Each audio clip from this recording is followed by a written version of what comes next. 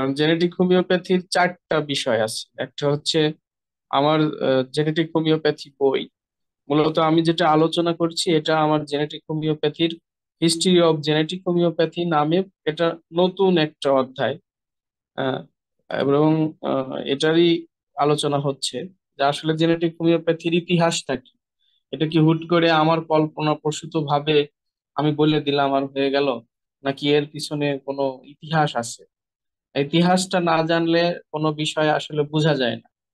এই জন্য পুরা জেনেটিক হোমিওপ্যাথির ইতিহাস বলতে গেলে আবার পুরা চিকিৎসার ইতিহাসটাই তুলে ধরতে হয়। এই জন্য আপনাদেরকে এতদিন ধরে এই 8টা ক্লাস গেল, কারণ প্রথম ক্লাসটা ছিল জেনেটিক হোমিওপ্যাথি কি। জেনেটিক হোমিওপ্যাথি নিয়ে আমাদের ওই ক্লাসে প্রায় 1 ঘন্টার মতো আলোচনা আছে, 1.5 ঘন্টার মতো। 1 ঘন্টা সম্ভবত কিছু কয়েক মিনিট। তারপরে পরবর্তী 8টা ক্লাস যে 7টা ক্লাস, 8টা ক্লাস যে গেল, এগুলো সব শোনা যাচ্ছে। সবগুলোই হচ্ছে হ্যাঁ, শোনা যাচ্ছে। সবগুলোই হচ্ছে আমাদের মানে চিকিৎসা ইতিহাস গেল। যে চিকিৎসা ইতিহাস আমরা সেই প্রাচীন কাল থেকে নিয়ে বর্তমান সময় পর্যন্ত পৃথিবীতে যে সকল চিকিৎসা রয়েছে এবং যে সকল চিকিৎসা ছিল এবং কিভাবে এটার বিবর্তন হয়েছে, কিভাবে এটার ক্রমবিকাশ হয়েছে, কিভাবে এটা আজকের এই যুগ পর্যন্ত এসেছে চিকিৎসা, মানে পুরা চিকিৎসা ব্যবস্থা, আপনারা যত রকমের চিকিৎসা ব্যবস্থায় দেখছেন সেগুলোর ইতিহাস নিয়ে মোটামুটি আলোচনা করা হয়েছে। আশা করি আপনারা পর্বগুলো দেখে আহ দেখলে সুবিধা হবে। এখন জেনেটিক হোমিওপ্যাথির যে ইতিহাস, সেটা হচ্ছে মূলত জেনেটিক হোমিওপ্যাথির ইতিহাসের প্রথম হচ্ছে আগের চিকিৎসার ইতিহাসটা বোঝানো হলো। এখন আহ, এই যে চিকিৎসার ইতিহাস, এরপরে চিকিৎসা শাস্ত্রের মধ্যে কোন কোন প্যাথি থেকে কোন কোন জিনিস আমার কাছে যেটা মনে হয়েছে, আমার গবেষণায় যেটা প্রমাণ পেয়েছি আমি, যে এগুলো আসলে আহ সেই যুগের আলোকে বলাটা ঠিক ছিল, বা সেই যুগের আলোকে এছাড়া আর উপায় ছিল না। কিন্তু আজকের যুগে এসে এগুলো আসলে ভুল প্রমাণিত হয়েছে, বা এগুলো আজকের যুগে চলে না। কারণ এখন আমরা যদি বলি চলে না, এ ব্যাপারটাও যদি বলি, দেখেন চাকা আবিষ্কার হয়েছে অনেক আগে, এখনো গাড়িতে চাকা আছে। আবার পূর্বে গরু দিয়ে সেই চাকাগুলো চালানো হতো এবং তার উপরে মাল বহন করা হতো। কিন্তু আজকের যুগে কিন্তু গরু গাধা এগুলো দিয়ে দুর্গম যেখানে নেই সেখানের কথা আলাদা, কিন্তু আমরা জানি সারা বিশ্বে এখন যান্ত্রিক ভাবে আপডেট কত উন্নত হয়েছে, কিন্তু ওই চাকার যে থিমটা সেটা আছে, কিন্তু সবকিছুই পরিবর্তন হয়েছে। এখন আমরা যদি মনে করি যে আজকের গাড়ি ঘোড়া আর আজকের থেকে 300 বছর আগের গাড়ি ঘোড়া একরকম ছিল, যেহেতু চাকা সে যুগেও ছিল, চাকা এ যুগেও, তাহলে যেমন একটা মূর্খামি, তেমনি আমরা যদি বলি যে আজকের যুগেও এই যানবাহনের যে উন্নতি এটা চলবে না, তাহলেও আমাদের একটা কি বলবো, আমাদের একটা অজ্ঞতা। হ্যাঁ, তো এরকমই প্রত্যেকটা ক্ষেত্রেই আহ শিকড় থেকেই গাছ হয়, শিকড় থেকেই গাছ হয়, বীজ থেকেও গাছ হয়, গাছের ফল হয়, আবার ওই ফল থেকে আবার গাছ হয়। তো এরকমই একটা, যে ওই প্রত্যেকটা চিকিৎসায় পৃথিবীতে ভ্যালু আছে। কারণ চিকিৎসাগুলো যাই বলেন, সৃষ্টিকর্তা আল্লাহ সুবহানাহু তাআলা যুগে যুগে মানুষকে দিয়েছেন। চিকিৎসার মূল ব্যাপারগুলো অবশ্যই, মূল নীতিগুলো তৈরি হয়েছিল আল্লাহ তাআলা যুগের অবস্থা অনুযায়ী, যুগের প্রয়োজন অনুযায়ী, সেই যুগ অনুযায়ী, সেই যুগ উপযোগী অবস্থায় আল্লাহ তাআলা সেই রকম ভাবে তার কিছু বান্দাদেরকে দেন, এটা প্রতিটা বিষয়ের ক্ষেত্রেই। সুতরাং আমরা যদি বলি আমাদের পূর্ববর্তী যারা বিজ্ঞানী, চিকিৎসা বিজ্ঞানী ছিলেন, যারা চিকিৎসা শাস্ত্রটাকে এই পর্যায়ে নিয়ে এসেছেন, তাদের প্রত্যেকেরই অবদান রয়েছে। আহ, এবং প্রত্যেকেই ভুল হবে, এবং প্রত্যেক জিনিসেই ভুল থাকবে, আবার প্রত্যেক জিনিসেই ঠিক থাকবে। যেটা ভুল প্রমাণিত হবে সেটা বাদ দিতে হবে, কারণ ভুলগুলো মানুষই করেছে শয়তানের দ্বারা প্রভাবিত হয়ে, শয়তানের জন্য ওটা হয়েছে। কারণ আল্লাহ তাআলা তো আর আহ এটা ভুলভাবে করেন নাই। এটা আমাদের সবসময় মনে রাখতে হবে। অর্থাৎ আমরা অন্ধ অনুসারী। আমি অন্ধ অনুসরণ পছন্দ করি না, এবং আমি কোনো কিছুকেই ভক্তি মানে কারোর বিরুদ্ধে বলবো বা কারোর সত্য প্রকাশে কারোর হয়তো মতামতের বিরুদ্ধে কথা বলছি বা বলছি আজকের যুগে অচল বা বলছি যে এটা ভুল, তার মানে এই না যে তার প্রতি আমার ভক্তিটা একেবারেই নেই, বা আমি তার সবকিছুকেই ভুল প্রমাণ করছি বা সবকিছুই নিচ্ছি না। যা ঠিক তা আমি নেওয়ার চেষ্টা করি। যাই হোক, আপনাদেরকে এখন আলোচনা করব প্রত্যেকটা চিকিৎসা, যেহেতু জেনেটিক হোমিওপ্যাথি কি করেছি। হ্যাঁ, এতক্ষণে আপনারা এই ক্লাসগুলোতে, পূর্বের ক্লাসগুলোতে পেয়েছেন জেনেটিক হোমিওপ্যাথি কি। এরপরে আপনারা পেয়েছেন যে আসলে জেনেটিক এই চিকিৎসারই ইতিহাসটা কি, এবং প্রত্যেকটা চিকিৎসা সম্পর্কে একটা ধারণা আপনারা আশা করি এখন পেয়েছেন। এবং যাদের জানা আছে তাদেরও আবার করে মানে প্রত্যেকটা জ্ঞানের বিষয়ে যত চর্চা করা হয় তত আমাদের অন্তঃকরণ আরো খুলে যায়। এজন্য আশা করি প্রত্যেকেই এই বিষয়গুলো আরো গভীরভাবে বোঝার চেষ্টা করেছেন।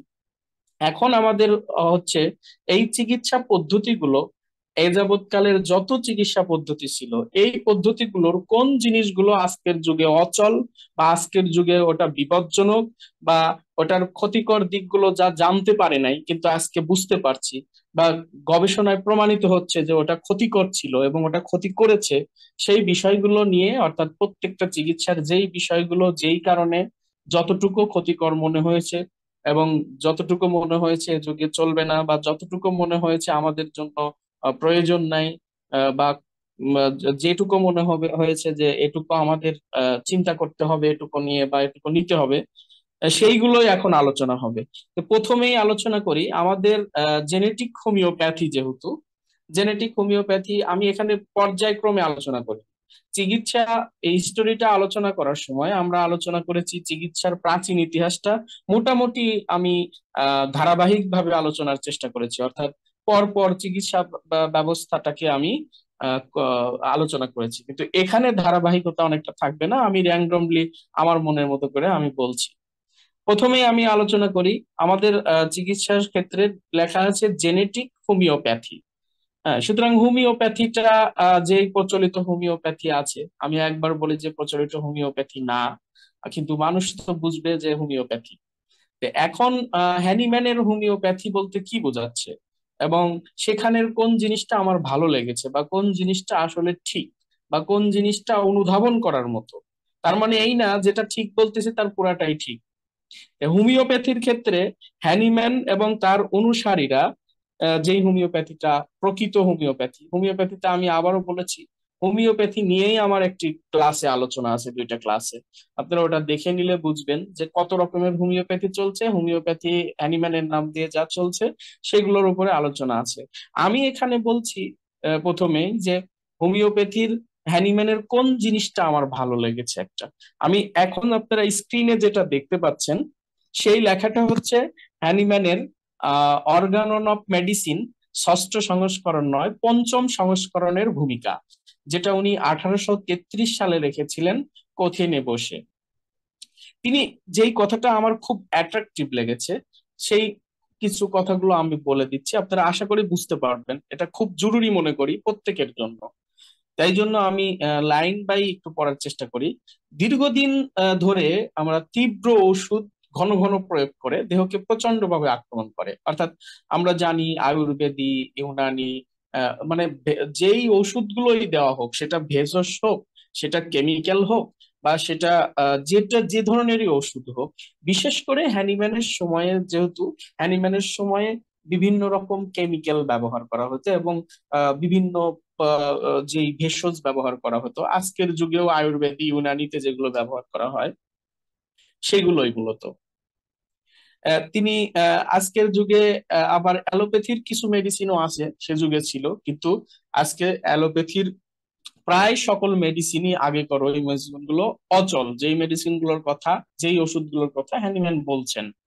যাই হোক, দীর্ঘদিন ধরে যদি ঘন ঘন এই ওষুধ সমূহ প্রয়োগ করা হয়, অর্থাৎ ভেষজ ঔষধি, যেটা আমরা দেখতে পাচ্ছি যে বিরোচক হিসাবে ব্যবহার করার জন্য, যেমন কিছু বিরোচক পদার্থ আছে, যেটা ভেষজ হিসাবে বিভিন্ন প্যাথিতে ব্যবহার করা হয়। তো কবিরাজি বলেন বা কবিরাজি মানে আয়ুর্বেদী বা ইউনানি বা এই যে ট্র্যাডিশনাল যা কিছু ব্যবহার করা হচ্ছে ওখানে বিরোচক গুলোই, যেমন যে ওটা রেশন করে দিবে অর্থাৎ মলমূত্র এগুলো বের করে দেওয়ার ব্যবস্থা করবে, সেইগুলো যদি ঘন ঘন বা কোনোগুলো আছে বমি করা মানে বমন কারক, কোনোটা আছে ঘর্ম করক, বা কোনোটা আছে জ্বর, কোনোটা আছে বাইল ঠিক করার, কোনোটা আছে রক্তের ব্যাপার, এইগুলোর জন্য যেই ঔষধগুলোই ভেষজ গুলোই মানে অনেকগুলো ঔষধ যেগুলোর একই রকম গুণাগুণ, যেমন হয়তো দেখা যাচ্ছে এই পদার্থগুলো কোষ্ঠকাঠিন্যতা দূর করতে পারে, যেমন ইসবগুলের ভুসি, সোনা পাতা, বা আরো আদা, বা এরকম যেই গাজর বা পেঁপে বা এইসব বিভিন্ন রকমের এই কয়েকটা নিয়ে একটা নির্দিষ্ট পরিমাণ করে একটা নির্দিষ্ট প্রক্রিয়ায় ওটাকে একত্রে মিশিয়ে যেটা তৈরি করা হয় এইগুলোর কথা বলছে, এই ওষুধগুলোর কথা হ্যানিম্যান মূলত বলছে। সেই সাথে সেই যুগেও জিঙ্ক, সালফার এবং মার্কারি এগুলো ব্যবহার করা হতো, এগুলোর কথাও বলছেন।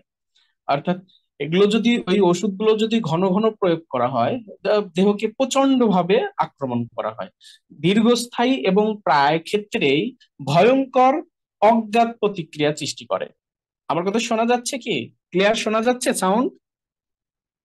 হ্যাঁ, শোনা যায়। শোনা না গেলে আমরা বলবো আপনাকে, সমস্যা আচ্ছা, আহ, দীর্ঘস্থায়ী যেই প্রতিক্রিয়া করে, এখন আমরা দেখছি যে হার হামেশাই মানে আপনারা যাকেই বলেন যে বলছে যে এইটা খাও 7 দিনে ভালো হয়ে যাবে, পাইলস এতদিনে ভালো হয়ে যাবে, আহ, আহ, তারা দিচ্ছে, ওগুলো কিন্তু পূর্বেও দেওয়া হতো। হ্যাঁ, বাস্তবিক ভাবে ওটা উপশম হবে এবং ওটা দ্রুত চলে যাবে, আবার ওটা আসবে এবং আরো তখন আরো বেশি মাত্রায় দিতে হবে, আরো দিতে হবে। এটা কিন্তু সে যুগেও ছিল, আজকের যুগেও কম বেশি হবে এবং হয়। এগুলোর কথাই হ্যানিম্যান বলছে যদি দীর্ঘস্থায়ী ও প্রায় ক্ষেত্রে ভয়ঙ্কর অজ্ঞাত প্রতিক্রিয়া সৃষ্টি করে। একই ব্যবস্থাপত্রে কতগুলো দীর্ঘস্থায়ী পরিচিত বস্তুকে যেন ইচ্ছাকৃতভাবে মিশাইয়া তাহাদের প্রতিক্রিয়া সমূহকে আরো দুর্গেয় করিয়া তোলা হয়। বহুকাল ধরিয়া ওইগুলো প্রয়োগ করিবার ফলে দেহে নতুন ও পরায় অনারোগ্য ঔষধজ রোগ সমূহ উৎপন্ন করা হয়। অর্থাৎ মূলত হচ্ছে বলা হয় যে আমি আমাদের কাছে আসে যখন আমরা জেনেটিক চিকিৎসা দিই, জেনেটিক মেডিসিন দেওয়ার পরে বলা হয় যে আপনি কিন্তু ভালো অনুভব করবেন, কিন্তু যত ভালো অনুভব করার পরে একটা পর্যায়ক্রমে কি আপনার একটা ওষুধ রোগগুলো আসবে এবং ওগুলো আসেও। অথচ বলে যে আমি তো এগুলো এত টাকা খরচ করে ভালো করেছিলাম, এই ওষুধ খেয়েছিলাম, এই কবিরাজ দেখিয়েছিলাম বা এই আয়ুর্বেদিক খেয়েছিলাম, আমার তো ভালো হয়ে গেছিল, দীর্ঘদিন তো ছিল না, মাঝে মধ্যে অল্প স্বল্প কষ্ট হতো কিন্তু এটা তো ভালো হয়ে গেছিল, অথচ দেখা যাচ্ছে কেন? এটাই বলছে আসলে নতুন এবং প্রায় অনারোগ্য ঔষধজ রোগ তৈরি করে। অর্থাৎ আজকে যে রুগীটা ও রোগটা নিয়ে এসেছে এটার পিছনে মূলত হচ্ছে ওইগুলোর ভূমিকা আছে, ওইগুলোরও ভূমিকা আছে। এবং সেটা আমি আরো পরে আলোচনা করবো, জাস্ট হ্যানিম্যানের কথাটাকেই আমি আপনাদের সামনে তুলে ধরছি। রোগীর প্রচ্ছন্নতা লাভ করিবার জন্য যখনই সুবিধা হয় তখনই সেই সকল ওষুধ প্রয়োগ করে, এটাই বাস্তব। যে রোগীর যখন দেখা যাচ্ছে যে সমস্যাটা হচ্ছে, তখন ও চিন্তা করে ও আমি ওই ওষুধটা খেয়েই তো ভালো হয়েছিলাম, তাহলে ওইটাই খাই। আবার খাওয়ার পরে আবার পারে, আবার হয়। কিন্তু হ্যানিম্যান তারপরে বলছে যে যে বারবার সে ওইগুলোই খায়, একটু ভালো হয়, আবার যখন সমস্যা হয় তখন আবার সেটাই খায়, এবং সেইগুলোর বিপরীত ক্রিয়া দ্বারা কিছুকালের জন্য, তিনি বলছেন কিছুকালের জন্য ব্যাধি সমূহ দমিয়া রাখে, অর্থাৎ বা চাপিয়া রাখে, অর্থাৎ এটাকে প্যালিয়েশন অর সাপ্রেশন। এবার আপনাদেরকে বলতেই হয় প্যালিয়েশনটা কি আর সাপ্রেশনটা কি। এক কথায় যদি বলি, সাপ্রেশন মানে হচ্ছে হয়তো কোনোভাবে ওই ওই সমস্যাটা বা ওই রোগটা বা ওই জিনটা সাময়িক সময়ের জন্য মিউটেড জিন প্রকট ছিল, ঔষধ দেওয়ার কারণে ওই ওষুধের কারণে প্রভাবে তীব্রভাবে এক সময় ওই জিনটা সাময়িক সময়ের জন্য একটু তার ক্রিয়াটা দেখাতে পারছে না, এটা হচ্ছে বা এবং সেই সাথে ওই কষ্টটাও যেই ভেষজের যেই কেমিক্যাল গুলোর কারণে যেমন অ্যালোপ্যাথি দিয়ে আমরা বলি বা আয়ুর্বেদিক বলি বা যেই ওষুধের কথাই বলি, সেগুলো দিয়ে যদি ওই রোগটা এবং ওই জিনটাও দেখা যাচ্ছে যে মিউটেট তো ঠিক হবে না, কিন্তু সাময়িক একটু তার অ্যাক্টিভিটিটা দেখাবে না। এটা এপিজেনেটিক্স এর মধ্যে আমাদের এই ব্যাখ্যাগুলো আসে যে কেন এই সাময়িক দেখাচ্ছে না জোর করে দেওয়া হলে। এটা পরে আমরা আলোচনা করবো ইনশাল্লাহ। হ্যানিম্যান ওটা বলছে যে দমন করিয়া বা চাপিয়া রাখে, অর্থাৎ সাপ্রেশন অর প্যালিয়েশন। সাপ্রেশনটা কি? সাপ্রেশন হচ্ছে মানে ওই কষ্টটা আর দেখা যাবে না, ওই কষ্টটা দেখা যাবে না, এবং ওটা ভিতরে ভিতরে অন্য একটা বড় রোগ কিছু দিন কিছু মাস বা বছর পরে দেখা দিবে, যার পিছনে ওটাও দায়ী। এবং সেটাকে বলা হয়, অথচ ওই কষ্টটা তেমন দেখা দিবে না বা অল্প, ওটাতে মনে হবে না যে কষ্ট অত আছে, সেটাকে বলা হয় সাপ্রেশন বা চাপায়ে দেওয়া। আর প্যালিয়েশনটা কি? প্যালিয়েশন এবং সাপ্রেশনও একই রকমই, কিন্তু প্যালিয়েশনটা হচ্ছে ঔষধ খেলো একটু ভালো থাকলো, মানে ওই ভেষজ গুলো খেলো বা ওই কেমিক্যাল গুলো খেলো, যেমন ধরেন নাপাই খেলো, খাওয়ার পরে নাপা খেলো তো ব্যথা ব্যথা ঠিক, আবার 2 দিন পরে আবার ব্যথা হচ্ছে, এটার নাম হচ্ছে প্যালিয়েশন। মানে সাময়িক একটু কমে তো আবার কিছুক্ষণ পরেই বা ওষুধটা বন্ধ করলে আবার আবার বেড়ে যায়, এটার নাম হচ্ছে প্যালিয়েশন। আচ্ছা, হ্যানিম্যান বলছে যে ওটা দমিয়ে বা চাপিয়ে রাখা যায়, অর্থাৎ চাপ এটা, কিন্তু তাহার ফলে এই সকল লক্ষণের, অর্থাৎ তিনি এই লক্ষণ বা রোগ, লক্ষণ সমষ্টি তো লোক। এখন হোমিও ডাক্তাররা চালাকি করে বলে যে আমরা রোগের চিকিৎসা করি না, যেখানে সমস্ত চিকিৎসা, পৃথিবীর সমস্ত চিকিৎসা শাস্ত্রের লোকজনই কিন্তু, বিশেষজ্ঞরাই কিন্তু বলেন যে রোগের চিকিৎসা করি, আর এনারা বলেন যে আমরা লক্ষণের চিকিৎসা করি। আসলে হচ্ছে কি, লক্ষণ সমষ্টি মিলেই রোগ। এখন ব্যক্তি বিশেষে কিছু পিকিউলার লক্ষণ দেখা যায়, সেটাও ওই রোগেরই লক্ষণ। মূলত এরাও রোগেরই চিকিৎসা করে, কিন্তু বলে যে আমরা আমরা লক্ষণ সমষ্টির চিকিৎসা করি, কিন্তু আসলে ওই যার নাম মুড়ি ভাজা আমাদের দিকে সেইগুলোকে চাউল ভাজাও বলে, জাস্ট হালকা একটু পার্থক্য। এই লক্ষণের যে প্রবণতা শক্তিশালী ও বৃদ্ধিপ্রাপ্ত হয়, অর্থাৎ ওই লক্ষণগুলোর ভিতরে ভিতরে আরো আরো রোগের প্রবণতাটা বেড়ে যায়। এই পদ্ধতিতে শরীরের বহির্ভাগের ব্যাধিসমূহকে কেবলমাত্র স্থানীয় বা স্বতন্ত্রভাবে বলিয়া ধারণা করা হয়, অর্থাৎ সেই যুগে স্থানীয়ভাবে বলা হতো। এবং এটাও সত্য যে সব চিকিৎসা শাস্ত্রেই কিন্তু এই রোগগুলোকে মানে সেই যুগে তো মানে এই যে এর পিছনে যে আরো কারণ আছে সেগুলো স্বীকার করা হতো না। সেগুলো স্বীকার করা হতো না যখন ব্যাকটেরিয়া, ভাইরাস, এগুলো মাইক্রো অর্গানিজম আবিষ্কৃত হলো, তখন একটু ধারণায় চেঞ্জ আসলো, কিন্তু জেনেটিক্স এসে আরো ধারণাটা পাল্টায় দিলে এখনো মানুষের মধ্যে তো ওই সচেতনতা নেই। এবং যেই চিকিৎসাটা এখন করা হয় সারা বিশ্বে, সেটা মূলত মনে করা হয় যে চর্মরোগ হয়েছে, তো আমি স্টেরয়েড দিব বা আমি অ্যান্টিহিস্টামিন দিব, বা এগুলো দিলেই দেখা যাচ্ছে যে তার চর্মরোগটা ভালো হয়ে গেল। মানে তারা মনে করে ওই চাম চামড়ার উপরে ওইটুকুই, কিন্তু না।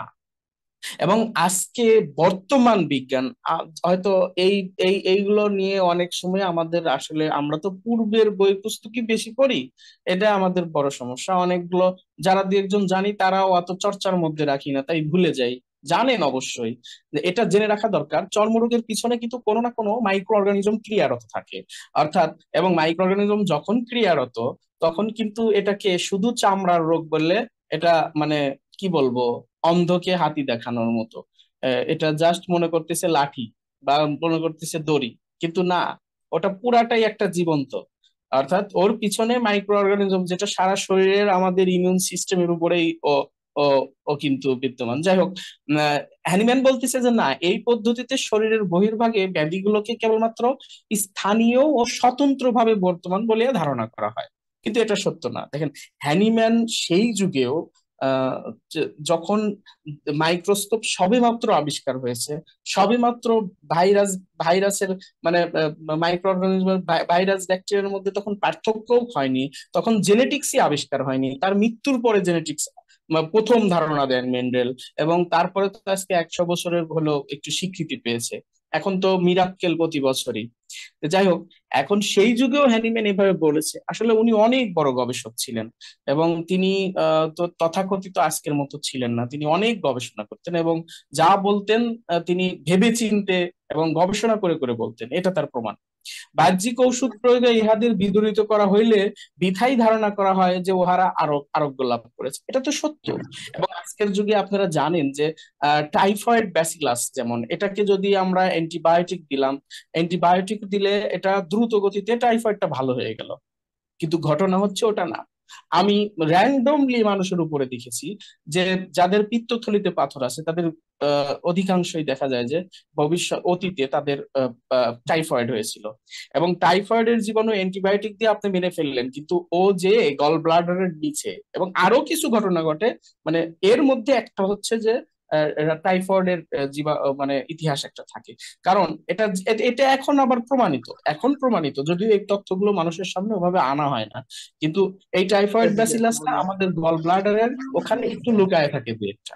ওইটাই কি করে, ওইটাই কিন্তু মিউট করে দাও যারা কথা হচ্ছে, আহ যারা হচ্ছে ওই ওই ও তখন হচ্ছে পাথর ফর্মেশন করতে থাকে, এই জন্য গল ব্লাডারের পাথর হয়। আবার পাথরের অপারেশন করতে যায়, তার পরবর্তীতে কিন্তু একটা পর্যায়ে যায় রিউমাটয়েড আর্থ্রাইটিস বা এই ধরনের রোগ হয়, এবং ওই পাথর ফর্মেশনের জন্য আবার দেখবেন পিত্তথলির পাথর চলে গেল, আবার হয়। আর যদি কেটেই ফেলে দেয় হয় না, তখন আবার কিডনিতে হয় এবং মূত্র নালী এইগুলোর দিকে চলে যায়। যাই হোক, এই যে ব্যাপারটা যে বিথাই ধারণা করা হয় যে ওটা বিদরিত করা হয়েছে, আসলে আরোগ্য হয় না। সাময়িক ওর ক্রিয়াটা কমে গেছে, সাময়িক একটু ভালো আছে কোনো মতো, কিন্তু আসলে আরোগ্য হয়নি।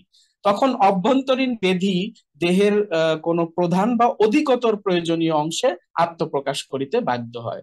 অর্থাৎ এটা বুঝবেন কিভাবে, যেমন চর্মরোগ চাপা দেওয়ার পরে তার পেটের সমস্যা তৈরি হয়। এখন পেটের চর্মরোগটা ছিল উপরে, এবং এটা দেখা যেত সব সময়, এবং এটা জাস্ট বাহ্যিক কষ্ট ছিল, কিন্তু যখন সে চর্মরোগের জন্য ওষুধ খেলো এবং এটাকে বিভিন্ন ভাবে সাপ্রেসড করলো, তখন হয় তার বাত ব্যথা দেখা দেয় 1-2 বছর 3 বছর, মানে রোগীর অবস্থা, তার ইমিউনিটির অবস্থা অনুযায়ী তার হয় বাত ব্যথা দেখা দেয়, অথবা দেখা যাচ্ছে তার পেটের সমস্যা দেখা দেয়, অথবা তার ফুসফুসে দিয়ে আক্রমণ করে, এবং আহ একটা পর্যায়ে যে তার মস্তিষ্কেও সমস্যা তৈরি হয়।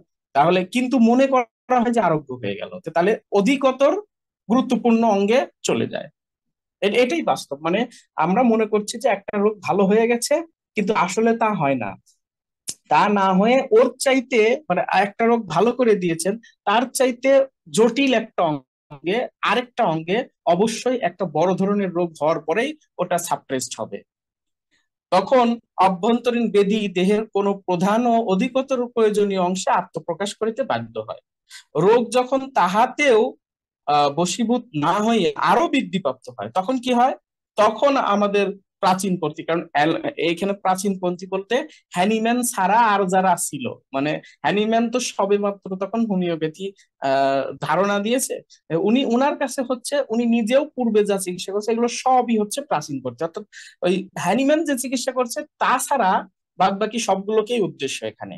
প্রাচীনপন্থীরা তখন কিং কর্তব্য বিমূঢ় হয়ে যায়, মানে তখন আর তারা কিছুই খুঁজে পায় না, তখন একটা নিঃসুপ রকমের হয়ে যায়, আশ্চর্য হয়ে যায় যে ইহাদের অন্য কোনো রোগের রূপান্তরিত করিতে চেষ্টা হয়, এবং তখন এই মুহূর্তে তারা কি করে, তখন তারা অন্য কোনো রোগের রূপান্তরিত করিতে চেষ্টা করে তারা, এবং অন্য কোনো পথ দেখিতে না পাইয়া তখন কি করে, তাহারা অল্টারনেটিভ ঔষধ প্রয়োগ করিয়া তাহা করিয়া থাকেন। অর্থাৎ তখন তারা ওই ওই যে রোগটা গেল, এখন অন্য একটা রোগ হলো, তার জন্য আবার ওই সেই ওষুধ দিবে। যেমন জীবন বিধ্বংসী ক্যামোমেল, এখনো কিন্তু এই যে ক্যামোমেলটা কিন্তু ব্যবহার করা হয়। হ্যাঁ, এবং অ্যালোপ্যাথি হোমিওপ্যাথি মোটামুটি সবাই ব্যবহার করে, সে যুগেও হতো। জীবন বিধ্বংসী ক্যামোমেল, পারদ। পারদ আর কি বলবো, আজকে তো গোপনীয় ভাবে অনেক বলে না, কিন্তু পারদ দিয়ে দিচ্ছে সব জায়গায়। এবং হোমিও ডাক্তার মানেই সিফিলিস ম্যাজম, ওরে আল্লাহ, পারদ দিবেই মার্কিউরাস সলিবিউলস। অর্থাৎ পারদের একটা বিশেষ ক্ষতি বলি, মার্কিউরাস সলিবিউলস যদি দীর্ঘদিন ধরে খায় তাহলে মানুষটার কি হবে, তার আহ, মানে হাড় তো নরম হয়ে যাবে, এবং তার আহ মানে তার যে প্রজননের ঝামেলা হবে, এবং সেই সাথে তার রক্তের সমস্যা হয়ে যাবে। অর্থাৎ রক্তকেন্দ্রিক সমস্যা হয়ে যাবে, অর্থাৎ অ্যানিমিক কন্ডিশনটা তার আহ, খুব আকারে, যাই হোক এগুলো বলছি না এখন। তা সে যুগেও পারদ দিত, এবং অন্যান্য পারদ ঘটিত ওষুধ সময় বৃহৎ মাত্রায়, তখন তো বড় মাত্রায় দেওয়া হতো, এখনো দেওয়া হয়, এবং এর গতি পরিবর্তন করার জন্য ব্যবহার করা হতো। এইভাবে অজ্ঞতাবশত ঔষধ প্রয়োগের ফলে অধিকাংশ রোগী, হ্যানিম্যান বলছে এখানে 99-100 ভাগই, বিশেষভাবে চির রোগ সমূহ মারাত্মক না হইলেও অনারোগ্য হইয়া পড়ে। পূর্ব হইতে বিদ্যমান, এখানে আবার চিররোগ মানে কিন্তু যে মায়াজন গুলো বলা হচ্ছে সেটাই, কিন্তু হ্যানিম্যানের দৃষ্টিতে কিন্তু আবার আলাদা, সেটা পরে আলোচনা হবে ইনশাল্লাহ। পূর্ব হইতে বিদ্যমান স্বাভাবিক রুগ্ন অবস্থা নতুন এবং ধ্বংসাত্মক ঔষধজ রোগের সঙ্গে যুক্ত হয়ে দুর্বল রোগী ক্রমশ আরো দুর্বল হয়ে পড়ে। এবং তখন, এবং এটা আগে করা হতো, এখন একটু চেঞ্জ এসেছে, এখন তো উন্নত হয়েছে। তারপরে পুরাতন পদ্ধতির অর্থাৎ হ্যানিম্যান ছাড়াই অন্য সকল চিকিৎসা যেটা, ইহাই অহিতকর পেশা। এই পেশা এতই সহজসাধ্য যে একবার এই ক্ষতিতে অভ্যস্ত হইয়া পড়িলে বিবেকের ধ্বংসন আর অনুভূত হয় না। এটাই সত্য। যখন অ্যালোপ্যাথি বা আয়ুর্বেদিক বা ইউনানি, যখনই এই সিস্টেমে কেউ যাবে, তখনই একটা পর্যায়ে যায় সে দেখবে যে ভালো হচ্ছে। অ্যানিম্যান তো ভালো হয় না এটা অস্বীকার করেন নাই, কিন্তু ভালো বলতে কি বোঝাচ্ছে এর গভীরে যাবে না। সে মনে করবে ও আমি তো পাইলস ভালো করে দিলাম, আমি তো এটা ভালো করে দিলাম, তাহলে কি হবে? তাহলে সে বলবে যে আমি তো ভালো করে দিয়েছি মানে ভালো হয়ে গেছে। মানে কি? মানে হচ্ছে তো তাহলে তো ভালোই। তার যেই মনের ভিতরে যে দ্বন্দ্বটাও আসবে, সেটা ওই বিবেক তো আমাদেরকে বিভিন্ন সময় মানে আহ আমাদেরকে প্রশ্ন জাগায় দেয়, কিন্তু ওই প্রশ্নগুলো আর এক পর্যায়ে জাগবে না, বিবেক ধ্বংস হয়ে যাবে। এটাই হয়, বিবেকের ধ্বংসন এমন হয়ে যায় যে মানুষ, এতদূর সত্ত্বেও এই সকল ক্ষতিকর কাজের এবং প্রাচীন পদ্ধতির চিকিৎসকগণ কারণ দর্শাইতে পারেন না তাহাদের বই পুস্তকে। আর যেহেতু একই কথা, চিকিৎসা শাস্ত্রে এইভাবে লেখা আছে, তাই আমি তো সেই নিয়ম অনুযায়ী করছি, এখনো বলা হয়, সে যুগেও বলা হয়তো। হ্যানিম্যান ওইটাই বলছে। এই সকল ঔষধের মারাত্মক প্রতিক্রিয়া সেই পদ্ধতির বিরুদ্ধে যতই উচ্চ স্বরে ঘোষিত হোক না কেন, এমনকি সম্পূর্ণ বিপরীত এবং সর্বাপেক্ষা নিরপেক্ষ নিরর্থক চিকিৎসা পদ্ধতি বলিয়া প্রতিমান হইলেও তাহাদের সমর্থন ও প্রমাণিত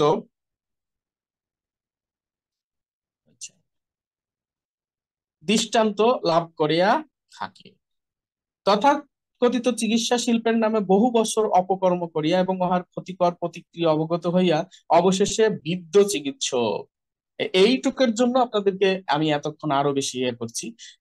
অর্থাৎ এই কথাটাকে বুঝতে পেরেছেন যে এই যে ওই চিকিৎসা পদ্ধতিটা চলছে, এই চিকিৎসা করতে করতে করতে করতে যখন বয়স বেশি হয়ে যায়, চুল পেকে যায়, তখন ওই বৃদ্ধ চিকিৎসকরা বুঝতে পারে, এবং তারা কিছুটা, অনেকের তো সেটা মরেই যায়, কিন্তু বলছে বৃদ্ধ চিকিৎসক ক্রমশ সন্দেহ মুক্ত হন। অর্থাৎ টনসিল যেমন হয়েছে, টনসিলের সমস্যা হয়েছে, তো কি হয়েছে? কেটে ফেলো। টনসিল যে কেটে ফেলো, আমাকে একজন আমি একজন ডাক্তারের ইয়ে জানি যে উনি বলছে যে আমি তো আগে ফটাফট টনসিল কেটে ফেলার কথা বলতাম, কিন্তু এখন মনে হয় যে যত সমস্যাই হোক, যত কষ্টই হোক, টনসিল কেটে ফেলাটাই হচ্ছে আমার জন্য সবচেয়ে বড় ভুল। কারণ এটা একটা ডিফেন্স অর্গান, ঠিক, কিন্তু আজকে তো ঘেঁচাং করে কেটে দেয়। কিন্তু যে যত বিশেষজ্ঞ এবং যত ভয়বিদ্ধ হবে, সে তত কাটাকাটি এগুলোর বিপক্ষে, এবং সে তত বেশি এই হুটহাট করে একটা ওষুধ দিয়ে দিবে এটার বিপক্ষে। এবং এটা বয়স হতে হয়, বয়স হতে হয়, বয়স হলে, এবং অবশ্যই তার মনের মধ্যে আবার বিবেকের দংশন যেন ওই পর্যায়ে না চলে যায়। যাই হোক, তখন গুরুতর ব্যাধি সমূহের ক্ষেত্রেও, চিকিৎসা ক্ষেত্রেও তিনি শুধু স্ট্রবেরি সিরাপ দেন। আপনারা অবশ্যই এই বিষয়টা এখন অনুধাবন করতে পারবেন যে আজকে অনেক চিকিৎসকই কিন্তু ঔষধ না দিয়ে, তারা তারাও আরেকটা গর্তে চলে গেলেও মূলত তারা অনেক ভালো, যে তারা ঔষধ ছাড়া, তারা বলছে যে ন্যাচারাল ভাবে থাকেন, খাবারের একটা নির্দিষ্ট কারণ কিছু করার নাই তো মানুষের, তখন তারা ওই পুষ্টির নিয়মের ক্ষেত্রে যায় একটা কড়াকড়ি একটা নির্দেশনা দিয়ে দেয়। এবং আপনারা এগুলো জানেন, তারা বিভিন্ন লাইফ স্টাইলের কথা বলে, এবং এইগুলোকেই মূল হিসাবে, কিন্তু একটা পর্যায়ে বলছি তো অন্ধ হয়ে যায়, মানে একদিকে যখন দেখে তখন বাহিরের সব কিছুর দৃষ্টি তার আর থাকে না। তারা আবার ঔষধ এতটাই বিরোধী হয়ে যায়, আবার কিছু কিছু সময় দেয়ও ঠিকই, কিন্তু খুব কঠোর ভাবে বিরোধী হয়ে যায়।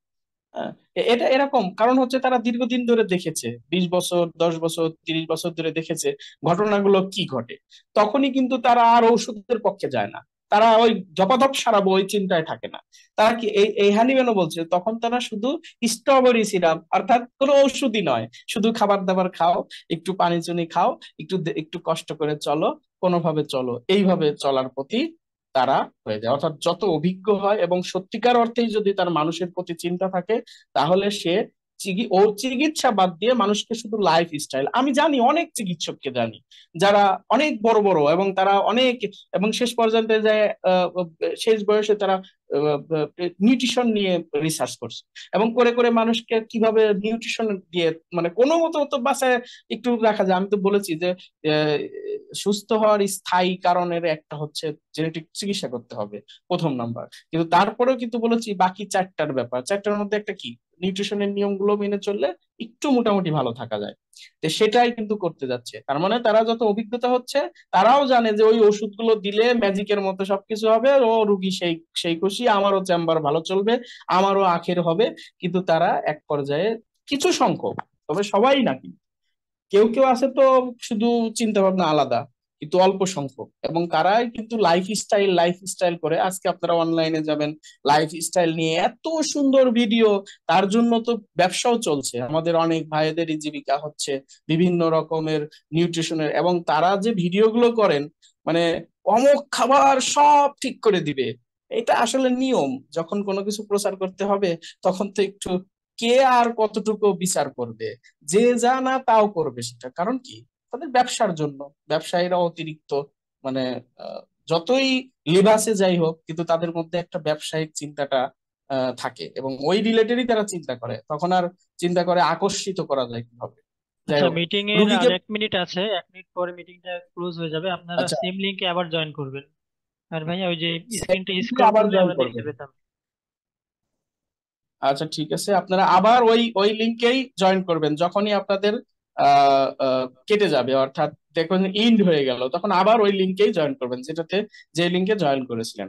আচ্ছা, এই সময়ের মধ্যে তাহলে কি হয়, আহ কি বলছে যে